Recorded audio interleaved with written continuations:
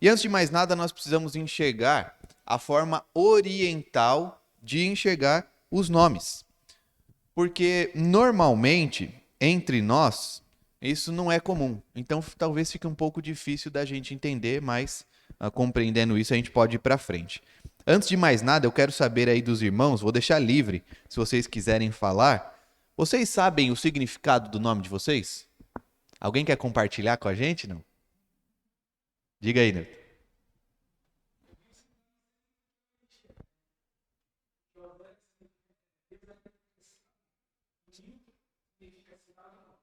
Certo, legal. Mais algum?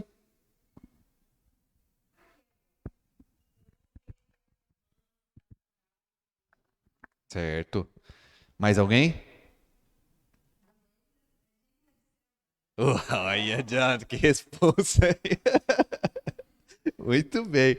Mais alguém? Não? Depois dessa, que nem quero falar o meu mais, né? Por que isso é importante, moço? Porque, claro, às vezes a gente pensa, olha, eu vou procurar o significado desse nome e vai ser assim, mas Raquel é um bom exemplo. Então, às vezes, pode ser que a Raquel seja braba. Ninguém segura, né? Não é o nosso exemplo aqui. Mas que significa uma ovelha, mansa.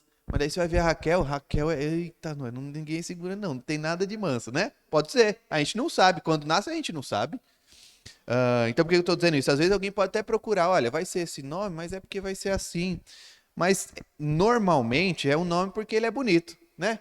Eu gosto desse nome, ele soa bem. Mas o que significa? Significa um negócio lá, eu não ligo muito. Não, aqui quando a gente fala do nome na cultura oriental, ele era importante. Então Jacó chamava Jacó porque ele era Jacó, não tinha muita vergonha das coisas, não. Primeiro, pode demonstrar também as condições do seu nascimento. Lembram-se quando Benjamim vai nascer?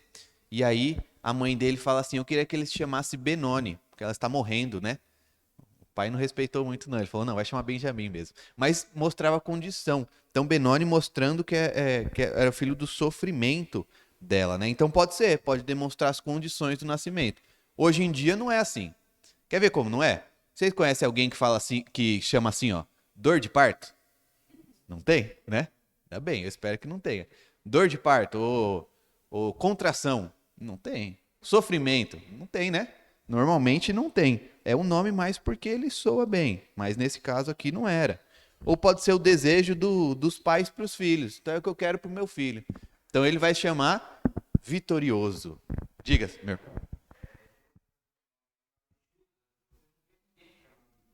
É verdade. É verdade. Por quê? Porque ficou marcado, né? Tinha até o Judas Bom lá. Tinha Judas Bom, mas o ruim foi coisa ruim que a gente não quer mais nem saber do bom. Engraçado, né? Realmente. Mas pode significar também um desejo, então, dos pais para os filhos. Quero que seja um rapaz vitorioso. Então, o nome dele vai ser Vitorioso. Quero que ele seja um rapaz bem-sucedido. O nome dele vai ser Bem-sucedido. A gente não faz isso, mas isso é comum entre eles.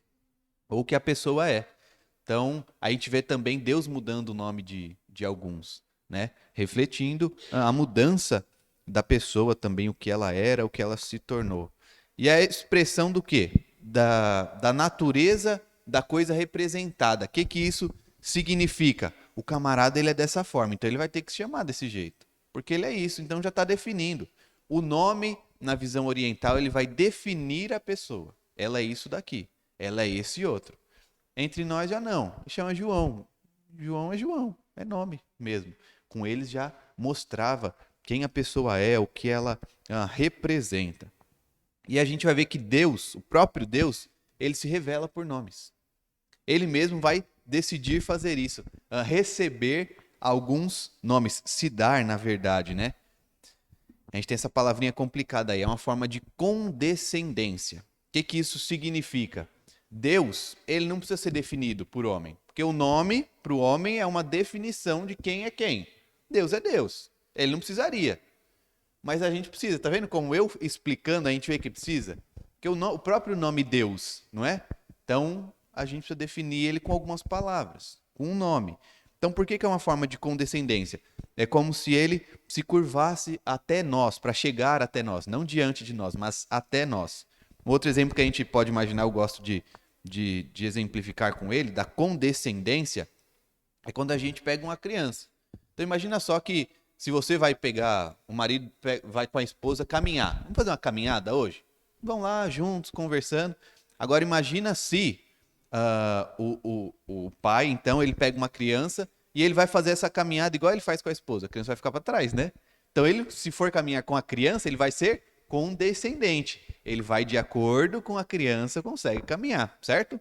Então, é uma forma de condescendência de Deus para com a gente. E esses nomes, eles vão ser baseados no que Deus faz. Então, Deus, ele toma algumas atitudes, algumas ações, ele se mostra para o povo. E a ação que é vista pelo homem. Então, por exemplo, se ele aparecer em tal lugar, o homem vai dar um nome assim. Então, se ele mostra como ele é forte, o homem vai dar um nome também pelo que foi revelado, pela força de Deus. Portanto, outra palavrinha difícil, os nomes são antropomórficos. O que isso significa? Significa que esses nomes, eles, é claro, não podem representar Deus na sua totalidade, mas eles pegam as qualidades de Deus e colocam sob a visão do homem, certo? Então, é mesmo essa ideia de condescendência, de que o homem ele não consegue definir Deus. O homem, quando ele enxerga Deus, não dá para ele definir. Então, se Deus aparece em fogo, como no exemplo da sarça ardente, ele vai falar, Deus é fogo consumidor. Mas não é só isso. A gente não define Deus somente com isso. Mas, então a gente vê que são nomes antropomórficos. E aí a gente vai entrar, de fato, na escritura para ver estes nomes. Deus, ele tem muitos nomes. Nós não vamos ver todos. A intenção não é essa. É apenas de pegar alguns tidos como os principais e entender o princípio que ele carrega para nós. Tá? Então, no Antigo Testamento, a gente vai ver o que pode ser enxergado como um desafio, que é o seguinte, ele se revela na língua hebraica, foi a língua escolhida por Deus para se revelar no Antigo Testamento, certo? E ela é uma língua mais antiga, está aqui no próximo slide, uma língua mais arcaica. Então, a gente até enxerga, uma boa comparação pode ser, a língua dos índios, né? A gente brinca que o índio, quando ele vai falar português, ele fala um pouquinho diferente. Então, por exemplo, a gente tem o verbo é. Então, Deus é soberano. Isso é na língua portuguesa. Deus, nós temos o verbo de ligação que é o é e soberano. Mas se a gente for para uma língua mais arcaica, como é o exemplo do hebraico, é assim, Deus soberano. Não é necessário o é. Então, carrega isso de ser diferente, de ser uma coisa de fato mais primitiva. Então, algumas são menos palavras para significar mais coisas também, tá? E isso vai apontar sempre para as ações e para as características de Deus. De novo, é a visão oriental, é a língua hebraica. Então, sempre vai levar em consideração o nome como a definição de quem é Deus, do que Deus é. Primeiro nome aí, ó. El. Parece um ei. Não é ei, não. É El. Ele é um nome bem genérico. É muito amplo. Por quê? Porque vários outros nomes, a gente vai ver um pouquinho mais para frente, são compostos a partir desse. Então, El, tal coisa. El, isso daqui. El, aquilo outro. E quando a gente vai de novo para o hebraico, antes, no português, quando a gente fala no singular, a gente fala de um jeito. Então, a gente tem o banco. Mas se são vários, a gente fala no plural e são os bancos, né? Coloca o Szinho no final, costuma resolver. A menos que seja um lápis ou coisa desse tipo. Mas Quando a gente vai para o hebraico, a terminação é o rim. E aí, por que isso é importante da gente saber? Que aqui no singular, como eu escrevi, normalmente ele vai aparecer na poesia. Por quê? Porque o plural ele é mais comum. Que fica como? Elohim. É a forma plural desse primeiro nome, El. Agora ficou complicado. Não sei se vocês notaram de que El é o nome de Deus. Como assim plural? Deus não é um só? Não aprendi a vida inteira isso, agora o pastor me falar que tem plural, que história é essa? Antes, aponta para a força de Deus, aquele que é forte, o Elohim. E ele é utilizado também para falsas divindades. Então, quando a Bíblia se refere a deuses no Antigo Testamento, fala Elohim, os Elohims, né? Aportuguesando a coisa toda. Mas, uma coisa interessante que a gente vai notar é lá em Gênesis 1:1. É o primeiro nome que a gente encontra na Escritura que é atribuído a Deus. Se quiser abrir a Bíblia, pode abrir lá. A gente não vai encontrar isso. Está escrito Deus lá, né? Porque, claro, é a tradução. Mas este primeiro nome é Elohim, que mais para frente vai ser usado também para as divindades falsas. E alguém pode pensar, por que será que não usaram El? É o Deus. Não. Se a gente fosse traduzir, inclusive, ao pé da letra, mas aí cá entre nós a dificuldade que ia se tornar, seria assim: no princípio criou deuses, os céus e a terra. Por que será que Elohim ele vai ser usado aqui em Gênesis? A gente vê que muitos costumam comentar, e é bem provável, de que seja como um princípio, uma fagulha ali de mostrar que há a trindade. Então Deus é um só, mas ele se mostra, ele existe como uma trindade, ele é uma trindade, certo? E esse é o nome mais usado.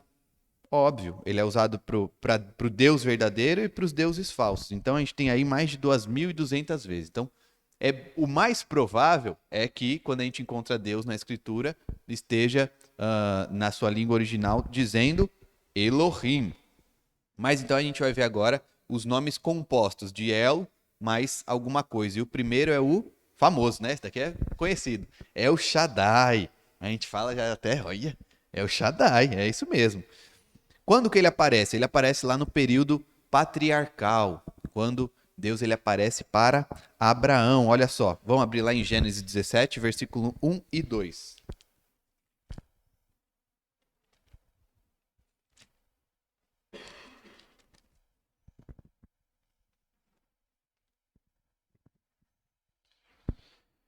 Diz assim: Quando atingiu Abrão a idade de 99 anos, apareceu-lhe o Senhor e disse-lhe: Eu sou o Deus Todo-Poderoso.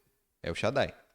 E disse-lhe: Opa, aliás, eu sou o Deus Todo-Poderoso. Anda na minha presença e ser perfeito. Farei uma aliança entre mim e ti e te multiplicarei extraordinariamente. Então ele se apresenta como Abraão completou 99 anos.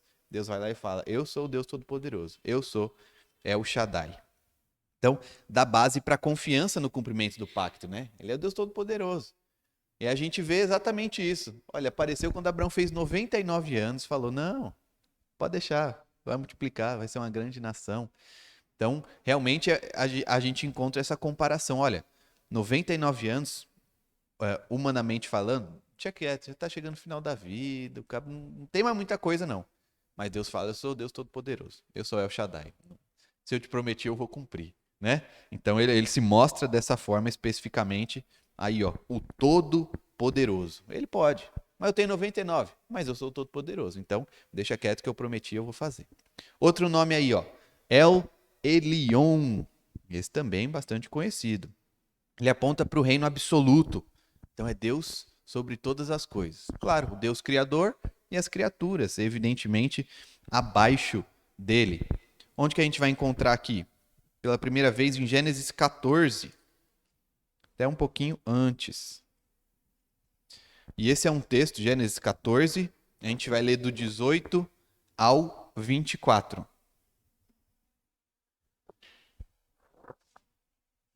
Gênesis 14, do 18 ao 24. É um texto um tanto quanto misterioso. Por que aparece Melquisedeque, que é um personagem que a gente fica na dúvida. Lá em Hebreus vai dar uma luz, né? Em Hebreus 7. Mas ele aparece meio que de repente. Então aparece um rei aí, ele é sacerdote. Vamos ler o texto. Melquisedeque, rei de Salém, trouxe pão e vinho. Era sacerdote do Deus Altíssimo. Abençoou ele a Abraão e disse: Bendito seja Abraão pelo Deus Altíssimo, que possui os céus e a terra. E bendito seja o Deus Altíssimo, que entregou os teus adversários nas tuas mãos. E de tudo lhe deu a Abrão o dízimo. Até aí por enquanto. A gente vê que Melquisedeque gosta de um dos nomes de Deus, né? Deus Altíssimo, o Deus Altíssimo, o Deus Altíssimo. Que representa exatamente isso, né? Deus Altíssimo está acima de toda a criação. E aí Abrão, ele faz o quê? Ele dá o dízimo. O que tinha acontecido antes? Foi a guerra dos 4 reis contra 5. Aí sequestraram Ló.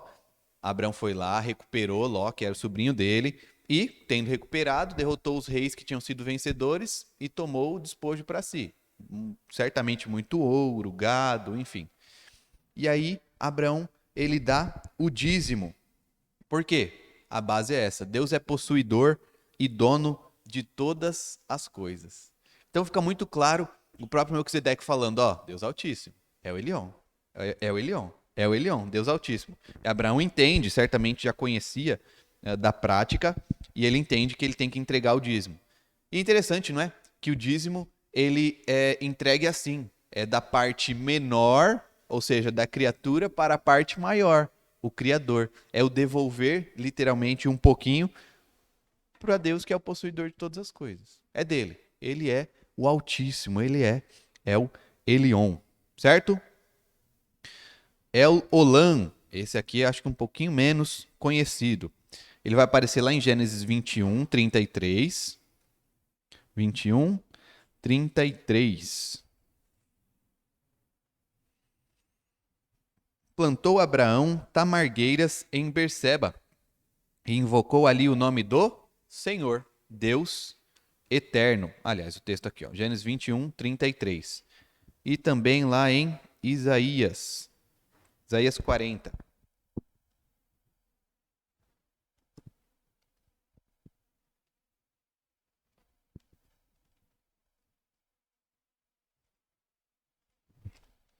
Isaías 40, versículo 28. Não sabes, não ouviste que o eterno Deus, o Senhor, o Criador dos fins da terra, nem se cansa, nem se fatiga, não se pode esquadrinhar o seu entendimento. O que isso vai mostrar? Que Deus, ele se mantém o mesmo. Ele é imutável. Inclusive, essa é uma característica de Deus, né? Ele é imutável. Isso é representado pelo nome El Olam, que inclusive vai aparecer somente nesses dois textos, 21, 33, Gênesis 21, 33 e Isaías 40, 28. Olha só, outro nome que Deus acaba recebendo, né? Mas que mostra aqui que ele é a rocha eterna, inabalável. Ele é eterno, ele não muda. Ele se mantém o mesmo, embora nós não nos mantenhamos. Certo? Tudo bem até aqui, irmãos? Vamos para o próximo nome, então. Adonai. Esse também já é mais conhecido, né? Olha o que significa aí. Senhor, mestre, possuidor. Guardem isso. Adonai significa Senhor, porque a gente vai encontrar um outro nome que também significa Senhor. A gente está definindo Deus. E essa é uma boa definição, Senhor. Então, olha aí. Normalmente a tradução é isso mesmo. Ele é Senhor. E da onde que vem essa palavra Adonai? Quando a gente encontra na Escritura, olhando lá para o hebraico, quando se refere assim, Adon, está se falando de líderes humanos, comuns. Adon, normalmente, significa uma liderança comum. Então, Adonai, ou seja, essa raiz de palavra vai se tornar em Adonai, que mostra a autoridade de Deus, inclusive, sobre todos os homens. Dá essa ênfase. Deus, ele é superior. Então, nós temos líderes humanos, nós temos esses Adons.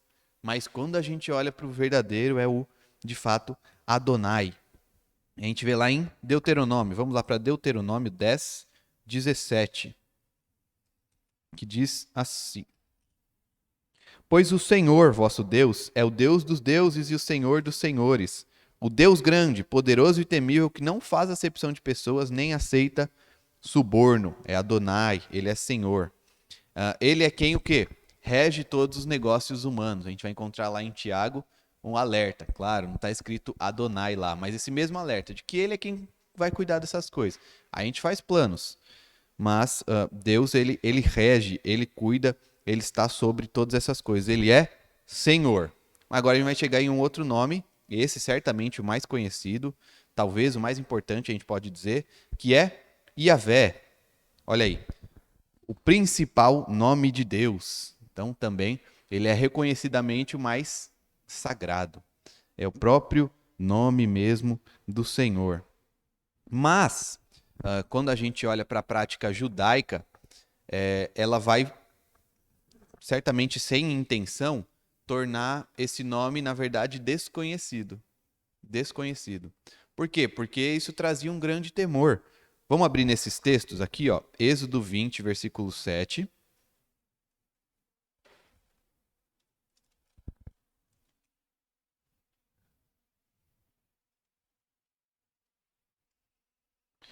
Que está escrito aí em Êxodo 20, versículo 7. Quem achou, pode ler, por favor. Não tomarás o nome do Senhor, teu Deus, em vão, porque o Senhor não terá por inocente que tomar o seu nome em vão. Certo? Então, nada de tomar o nome de Deus em vão. O que eles entendem? Falar, escrever. É um nome sagrado. É muito sério. Não pode ser, né, usado à torta e à direita e à vontade. Não, não é assim, não. Não pode usar o nome de Deus em vão. Muito bem. E aí Levítico 24, 16, que diz: aquele que blasfemar o nome do Senhor será morto.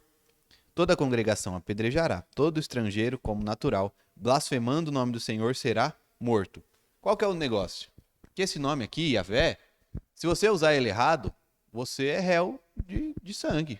É morte. Resultado é morte. Então daí o povo falou, opa, tem que tomar cuidado com esse nome aqui. Isso que nós estamos fazendo ia ser uma prática, é uma prática inaceitável. Então eu escrevi ali, que nós nem sabemos se escreve dessa forma, né? Estamos aportuguesando mesmo, tentando trazer, eu vou até explicar para os irmãos. Mas eu estou falando aqui, ó, é Yahvé. Cuidado, não pode falar não. Então o que nós encontramos, relatos históricos, é que, então quando o judeu, por exemplo, ele ia escrever, ele ia copiar o Antigo Testamento, o Pentateuco, e chegava ali onde ia se escrever Yahvé, ele tinha que sair, ele tinha que se banhar, daí ele voltava e podia escrever o nome do Senhor. E olhando novamente para o hebraico, a gente vê uma língua que é escrita diferente da gente. A gente tem consoantes e vogais, não é? Eu junto o C com o A, eu tenho K. Mas na língua hebraica eram somente as consoantes. Somente as consoantes. Então, como é que eles sabiam?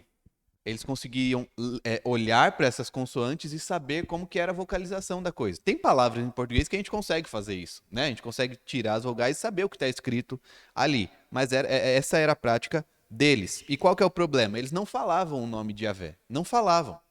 Não podia. Eles somente escreviam. Então isso vai se perdendo com o tempo. Qual que era o som das vogais entre essas consoantes? Isso acaba se perdendo, olha aí. A gente já não tem mais a certeza da pronúncia correta desse nome. Convencionou-se falar assim, é Yahvé. Alguns vão até dizer Jeová, né? Aí aportuguesou mais ainda. Mas isso é uma convenção mesmo de como seria a pronúncia correta. Aí eu trouxe aí, eu tô gastando, hein? O hebraico todo com vocês agora. Trouxe aí bem grandão para a gente ver como que é a escrita desse nome. É isso. Só que, como eu disse, a gente precisa das vogais. E aí a gente tem um trabalho aí, ao longo da história, que é dos chamados massoretas. O que eles fazem? Eles colocam as vogais nas palavras hebraicas. E essas... Imagina só, eu vou te dar essa palavra aqui, e eu quero que você coloque umas vogais aí no meio. Qual que vocês acham que é uma boa opção? A gente vai reescrever tudo e colocar umas vogais no meio? Não. Qual foi a conclusão que eles chegaram? E como é que são as vogais no hebraico? São normalmente pontinhos ou traços, que ficam normalmente também embaixo das letras. Temos algum ali acima, a gente vai ver um exemplo aqui. Mas então, eles vão colocando essas vogais para que isso possa fazer sentido. Olha aí, o hebraico, então, sem vogais e entra os massoretas. E aí eles utilizam as vogais do outro nome. Lembra que eu falei que Adonai também é Senhor? eles vão pegar emprestado as vogais de Adonai para completar o nome de Yahvé que eu mostrei antes. E aí o resultado, se preparem, hein? O resultado é esse. Eu coloquei os dois, ó. Ali está escrito, creiam, está escrito mesmo, hein? Adonai. E aqui a gente tem o que seria Yahvé, mas sem as vogais. Olha lá no começo, aqueles dois pontinhos, ele não tem uma vocalização, é apenas uma marcação. Mas esse traço, ele tem som de A de Adonai. Lá em cima, tá vendo aquele pontinho na segunda letra? Ele tem som de O. Aqui embaixo a gente tem um A, e esse último é uma consoante, mas que nós utilizamos com som de vogal, que é o I. Então, o que a gente tem? O A, Do, Na, I, certo? Se a gente for colocar tudo aqui nessa palavra de cá, a gente vai ter o quê? Iaová, que a gente usa como Jeová. Então, eles pegaram esse nome Adonai, jogaram para Yahvé e chegaram à conclusão de que seria Yahová, diferente, inclusive, do que muitos usam, que é Yahvé. Mas a conclusão é essa. O negócio se tornou tão sério, talvez não seja a palavra correta, mas que esse nome acabou se perdendo, a gente não sabe, mas a gente chama de Yahvé, convencionando-se para dizer. Porque imagina só se eu tivesse todas as vezes dizer aqui, ó, o YHWH. Não dava, né? Não dá certo. Então Deus se apresenta lá em Êxodo. Vamos lá. Êxodo 3, do 1 ao 4. Ele vai chamar Moisés para uma missão muito importante. E vai se apresentar assim. Apacentava Moisés o rebanho de Jetro, seu sogro, sacerdote de Midian. E levando o rebanho para o lado ocidental do deserto, chegou ao monte de Deus, a Horebe. Apareceu-lhe o anjo do Senhor, numa chama de fogo, no meio de uma sarça. Moisés olhou, e eis que a sarça ardia no fogo, e a sarça não se consumia. Então disse consigo mesmo: irei para lá e verei essa grande maravilha, porque a sarça não se queima. Aí depois de novo, vem do Senhor. Então ele se apresenta ali como Yahvé, ou melhor, é descrito como Yahvé. E a raiz dessa palavra, ela tem certa similaridade também com o verbo ser. Então, certamente é vindo disso, do verbo ser lá do hebraico. Ou seja, Deus ele é eterno, ele não vai passar. Por que isso é importante? Olha que legal como Deus se mostra, né? Então ele mostrou lá para Abraão, ele falou, eu sou todo poderoso, eu vou fazer. Você tem 99 anos, mas eu vou fazer. Agora ele vai se mostrar a Moisés e ele é o Yahvé. Olha, a minha presença é eterna, eu sou eterno, pode ir lá. Esse faraó aí, ele vai passar, o Egito vai também, mas eu sou eterno.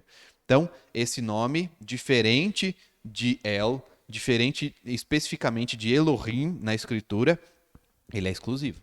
A gente não vai encontrar, olha, então falou de um senhor humano, não vai ser Yahvé, não.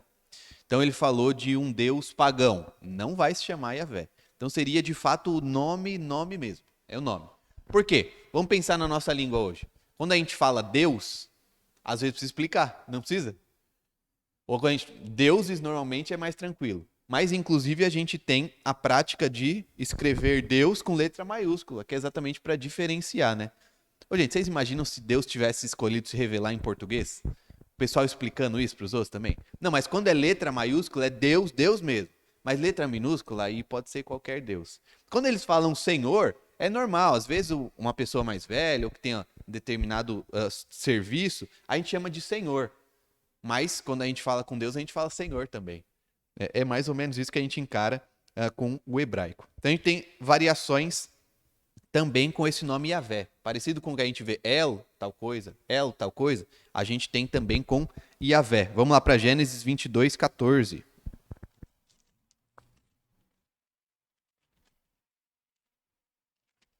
Gênesis 22, 14.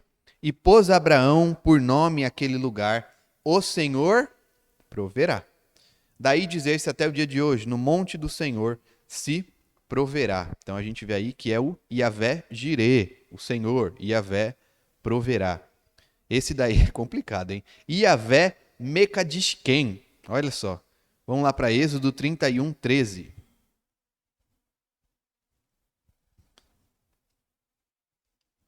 Êxodo 31, versículo 13. Tu, pois, falarás aos filhos de Israel e lhes dirás: certamente guardareis os meus sábados, pois é sinal entre mim e vós nas vossas gerações, para que saibais que eu sou o Senhor que vos santifica. Então, a gente tem aí da raiz da palavra kadosh, né? Mekadishken. Então, é o Senhor, é Yahvé quem os santifica. Esse daqui talvez seja um pouco mais famoso também. Êxodo 17, 15. A gente vê uma grande batalha entre o povo hebreu e os amalequitas. E depois de vencer, olha lá, versículo 15. E Moisés edificou um altar e lhe chamou: o Senhor é minha bandeira. Yahvé Nissi. A gente tem também, olha lá, hein? Yahvé Rohi, ou Yahvé Rohi, que está no salmo famoso, né? Salmo 23, versículo 1. O Senhor é o quê? Senhor, meu pastor. Yahvé Rohi. Muito bem. Outro nome, Yahvé Shalom, Juízes 6, versículo 24.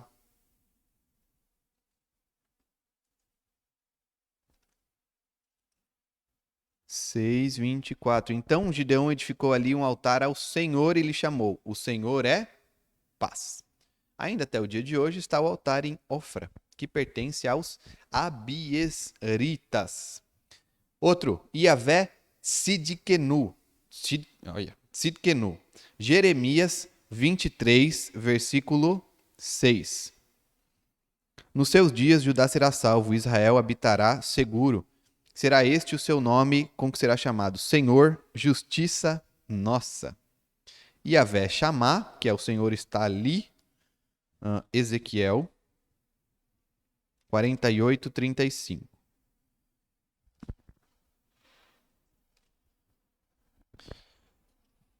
E diz assim: 18.000 côvados em redor, e o nome da cidade, desde aquele dia será: o Senhor está ali. Nós temos a descrição da cidade santa, e claro, na cidade santa é onde Deus está.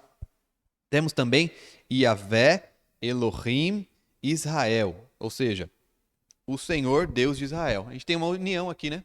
Lembra que Elohim já é o nome de Deus? Mas Yahvé também é. Então a gente vê Yahvé, Elohim e Israel, que é o povo dele. A gente tem aí em Juízes 5:3 e Isaías 17:6 também, certo? Alguma dúvida até aqui com os nomes do Antigo Testamento? Tudo certo? Então, vamos agora para alguns outros nomes. Os nomes de Deus no Novo Testamento. E a gente vê uma diferença. Na própria revelação de Deus, se primeiramente ele se revelou na língua hebraica para o povo hebreu, agora ele se revela na língua grega, que é uma língua muito, muito mais desenvolvida, né? O seminarista, quando encara isso, vê que é bem mais desenvolvida, né? Tem muito mais opções, tem mais coisa para decorar, inclusive. Mas apresenta esse desafio aí. Sendo uma linguagem bem desenvolvida, era caracterizada também por um povo muito desenvolvido no pensamento filosófico. O pensamento das áreas de conhecimento, em especial, entendimento pagão também, né? O grego em si. E que indica muito mais a função do que o caráter. Então a gente não vai encontrar nomes como os do Antigo Testamento. Inclusive são muito menos. Lá no hebraico a gente vai ter o nome para mostrar quem é o Senhor. Então, Jeová ele é poderoso, Jeová ele é eterno. Agora aqui é muito mais a função. É o que Deus faz. Qual é a função do Senhor? E a gente vai ter o nome aqui que vai trazer o nosso, vai nos dar esse nome também, Deus, né? Significa aí literalmente Deus, letra minúscula. Então, Theos é Deus qualquer ou é Deus também, né? Theos. E essa palavra aí, esse Theos pode ser também para qualquer pessoa que seja, né, um líder, um governador, ele era chamado de Theos. Então, gente, vocês imaginam a dificuldade de explicar quem que era Deus naquele tempo? Não, Theos, mas qual Theos? O Theos que manda ali em Barueri? Não, é o outro Theos. Não sendo assim, o significado ele vai depender muito do contexto também. Então, eu estou falando, Theos que enviou o seu filho. Opa, Então eu acho que não é o imperador que ele está falando, não. Não é o cabo que manda aqui na região também, não. Então ele está falando de algum outro teós aí. Primeiro, vamos lá para 1 Coríntios, então, 15 e 18. Esse teós, ele sujeita todas as coisas.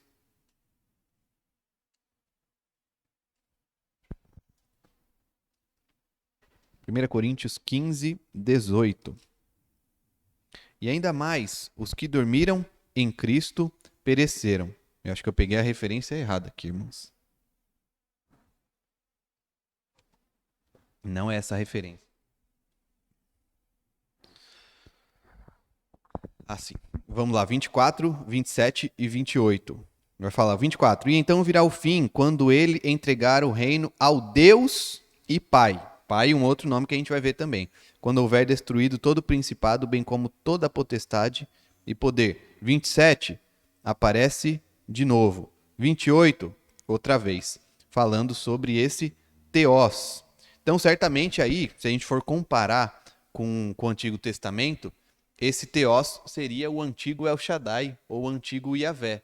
Claro, como eu disse, é guardado as suas devidas proporções. Por quê? Porque Yahvé, por exemplo, não podia ser usado tranquilamente como teós era usado, né? E ele é usado tanto para o pai quanto para o filho. Então, a gente vê essa função toda da Trindade, a gente pode falar o pai e o filho, mas teós serve para os dois, tanto para um quanto para outro. Outro nome, Kyrios, significa Senhor. E aí a gente pode dizer também o Adon, o Adonai e o Yahvé. Mas ele é normalmente uma referência não a Cristo, mas sim a Deus, o Pai. E Filipenses 2, que é o texto que mostra a humilhação de Cristo, vamos lá para Filipenses capítulo 2. Nós temos aqui, a partir do versículo 5, tende em vós o mesmo sentimento que houve também em Cristo Jesus. Olha aí, Filipenses 2. Mostra que Cristo ele recebe também esse título de Kyrios. Não está aqui escrito o próprio Kyrios, mas mostra que ele recebeu isso. Que ele pode sim ser chamado de Senhor. Que ele é Deus. E os discípulos vão chamar ele de Kyrios. Então, quando a gente encontra lá em Lucas 10, 17, os discípulos falam Kyrios. Assim como se refere a Deus Pai, se refere também a Cristo, embora isso não seja tão comum. Então regressaram 70, possuídos de alegria, dizendo: Senhor, os próprios demônios se nos submetem pelo teu nome. Olha a importância de ter usado Kyrios. Aqui eles saíram e aí todos os endemoniados que eles encontraram, eles conseguiram resolver o problema. Por quê? Porque eles foram enviados por Cristo. Pelo nome de quem? Desse Senhor. Senhor, Kyrios. Certo? E o Espírito Santo, ele também é reconhecido por esse nome. Então é um nome que vai englobar ali toda a Trindade. Vamos lá para 2 Coríntios 3, 17 e 18.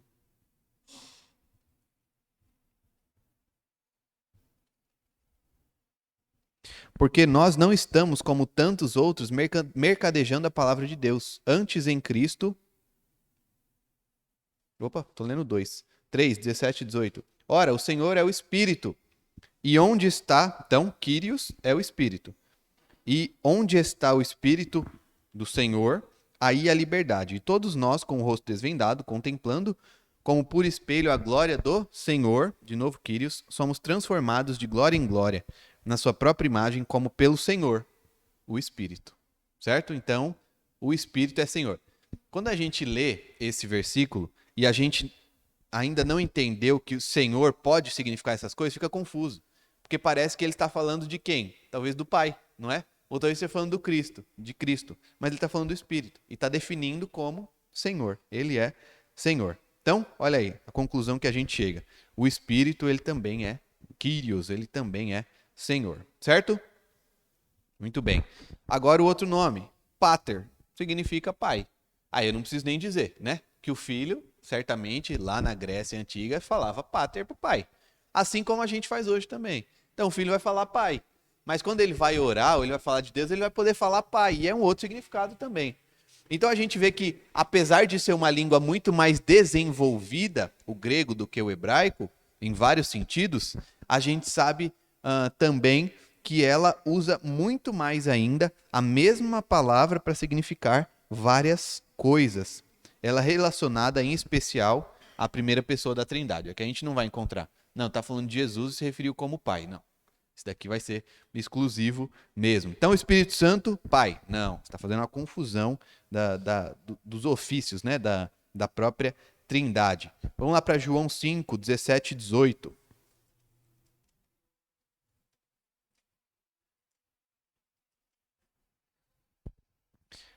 Mas ele lhes disse: Meu pai trabalha até agora, e eu trabalho também. Por isso, pois, os judeus ainda mais procuravam matá-lo, porque não somente violava o sábado, mas também dizia que Deus era o seu próprio pai, fazendo-se igual a Deus.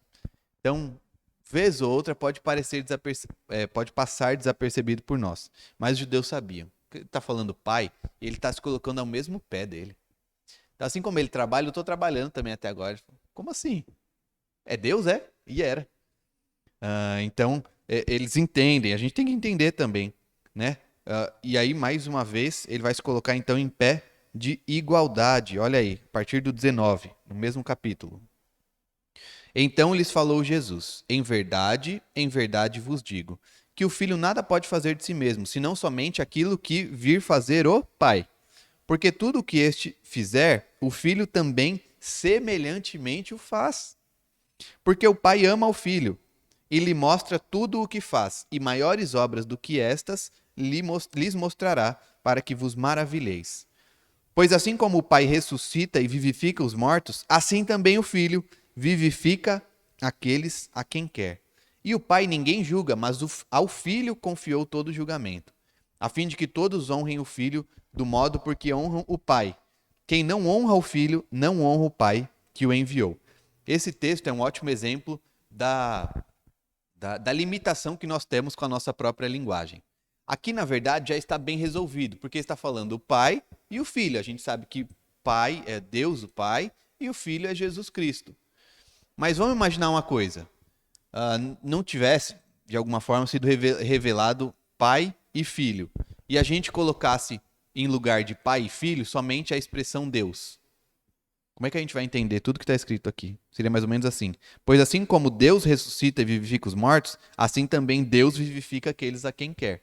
Vai parecer um discurso maluco, né? Doido. Então, por isso que é necessário também pegar essas expressões, que é o Pai e que é o Filho, certo? Vamos então para a nossa conclusão. Primeiro, a gente viu, os nomes de Deus vão revelar quem Ele é. Então, diferente do que a gente viu lá no começo, às vezes não revela tanto. Fulano chama assim, mas ele não é desse jeito não, o que significa o nome dele. Agora, com Deus, vai revelar. Ele se revela também por meio dos seus nomes. E se nós somos servos desse Deus, e a gente sabe que a gente pode conhecer mais dele pelos nomes, a gente tem que buscar saber. Que nome é esse? O que isso significa? Como que é essa história aí? E, em especial, a gente tem que buscar saber como ele se revela. Como ele se revela na Escritura. Quem que ele é, quem que ele não é. Quais são os atributos desse Deus aí? Vamos combinar que quando a gente está apaixonado, né? Então o rapaz está lá com a moça com o rapaz. Você quer conhecer, não quer? Você quer saber o que será que ela gosta? O que será que ele gosta? O que será que ele faz, ela faz ou não? Quais são as características dessa pessoa, né? Quer conhecer melhor. Mas a gente está falando de Deus. E vamos reconhecer, até deixei uma pergunta. Se você já parou para pensar quanto tempo nós gastamos buscando conhecer a Deus? Eu não estou falando apenas da vida devocional, ela é importante e traz devoção para a gente. Mas você já parou e pensou assim, ó, mas quem é esse Deus? Quem é? Como que a Escritura revela ele? O que ele é, o que ele não é? Quais são esses atributos? O que ele faz, o que ele não faz, o que ele passou para a gente também? Então, aí fica o convite e nós vamos iniciar a série, nós vamos iniciar não na semana que vem, na próxima. Teremos uma aula especial na semana que vem, mas na próxima, na seguinte, em fevereiro, Deus nos permitindo, nós vamos estudar sobre os atributos de Deus. Minha intenção é estudar mesmo, um por um, e conhecer mais ao Senhor. A intenção é de que, chegando ao fim, então, do estudo, a gente conheça mais a Deus e diga, agora eu conheço de andar com Ele mesmo. Certo? Irmãos, eu vou orar. Se alguém tiver alguma dúvida, fique à vontade. Senhor, nós te agradecemos por este dia, te agradecemos porque o Senhor se revela por nós através de nomes. Nós te agradecemos pela tua condescendência, porque nós precisamos disso para compreender um pouco de ti. Nós pedimos que o Senhor nos dê fome de conhecer ao Senhor, de conhecer da tua justiça, da tua santidade, de quem o Senhor é de fato.